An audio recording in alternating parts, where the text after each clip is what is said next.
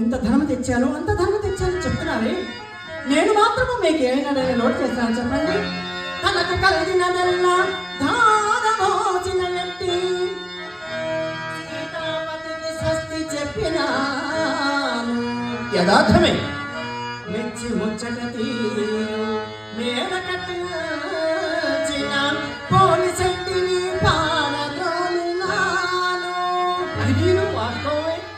నిమిషమున మాన్యముగా ఇచ్చిన ఆదిరెడ్డిని సాగనంపినాను.